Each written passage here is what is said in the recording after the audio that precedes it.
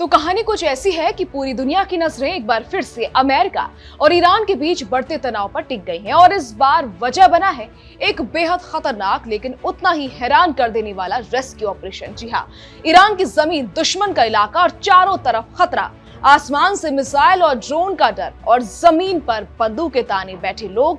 ऐसे माहौल में अमेरिका ने अपने एक नहीं बल्कि दो पायलटों को मौत के मुंह से खींचकर बाहर निकाल लिया। अब जरा सोचिए कितना बड़ा ऑपरेशन रहा होगा ये, कितनी तैयारी, कितना जोखिम और कितना दबाव। शुक्रवार का दिन था जब अमेरिका का एक F-15E फाइटर जेट ईरान के ऊपर मिशन पर था।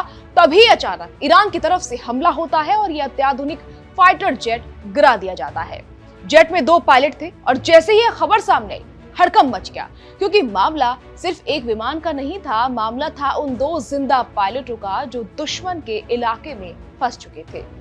अब यहाँ सबसे बड़ा खतरा ये था कि अगर ये पायलट ईरान के हाथ लग जाते तो अमेरिका के लिए ये सिर्फ सैन्य नुकसान नहीं बल्कि एक बड़ा राजनीतिक और रणनीतिक संकट बन सकता था। और यही वजह थी कि अमेरिका ने फैसला किया कोई भी पीछे नहीं छूटेगा, यानी हर हाल में अपने सैनिकों को वापस लाना है। जेट क्रैश होने के तुरंत बाद अमेरिका ने तेजी दिखाई और पहले पायलट को तुरंत खोजकर बाहर निकाल लिया गया, लेकिन दूसरा पायलट गायब था, कहीं पहाड़ों के बीच, कहीं जंगल में या शायद किसी गांव के आसपास। कोई पक्की जानकारी नहीं थी। इसी बीच ईरान भी सक्रिय हो चुका था। ईरानी मीडिया ने लोगों से अपील की कि जो भी इस अमेरिकी पायलट को पकड़वाएगा उसे इनाम दिया जाएगा। यानी ये सिर्फ अब सेना का ऑपरेशन नहीं रहा बल्कि आम लोग भी इस तलाश में शामिल हो गए।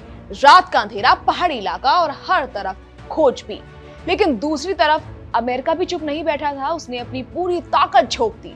बताया जा रहा है कि इस ऑपरेशन में करीब 100 कमांडर लगाए गए और 12 हेलीकॉप्टर लगातार उस इलाके के ऊपर मंडरा रहे थे।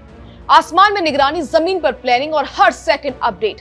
लेकिन ये कोई आसान मिशन नहीं था, क्योंकि जैसे ही अमेरिकी हेलीकॉप्टर उस इलाके में पहुंचे, जमीन से उन पर ताबड़तोड़ गोलीबारी शुरू हो गई।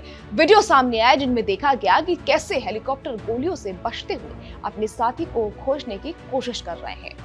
बताया गया कि इस दौरान एक ब्लैक हॉक हेलीकॉप्टर को भी निशाना बनाया गया, वही हेलीकॉप्टर जिसका इस्तेमाल पहले पायलट को बचाने में किया गया था। यानी खतरा लगातार बढ़ रहा था। सिर्फ इतना ही नहीं, ईरान के हमले में अमेरिका का एक A-10 वॉर्थोग अटैक एयरक्राफ्ट भी निशाना बना, जो समुद्र में गिर गया। हालांकि पायलट भी बचा लिया गया। अब सवाल यह था कि क्या दूसरा पायलट जिंदा है और क्या उसे बचाया जा सकता है।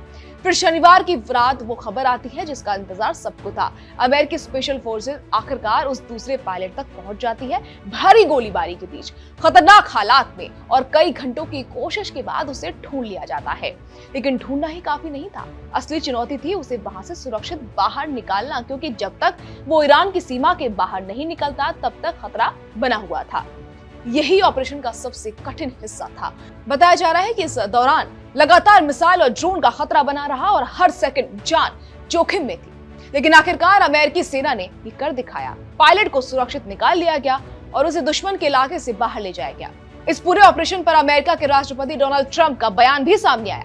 उन्होंने कहा कि इस मिशन के लिए दर्जनों विमान और घातक हथियार भेजे गए थे और ये कोई साधारण ऑपरेशन नहीं था, बल्कि सैन्य इतिहास में पहली बार ऐसा हुआ है जब दुश्मन के इलाके के अंदर से 2 पायलटों को अलग अलग ऑपरेशन में बचाया गया।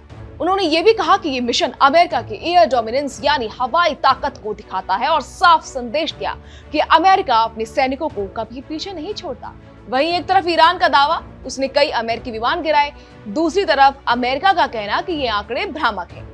तो भाई अमेरिका ने तो दिखा दिया खतरे के बीच भी अपने को वापस लाने की ताकत।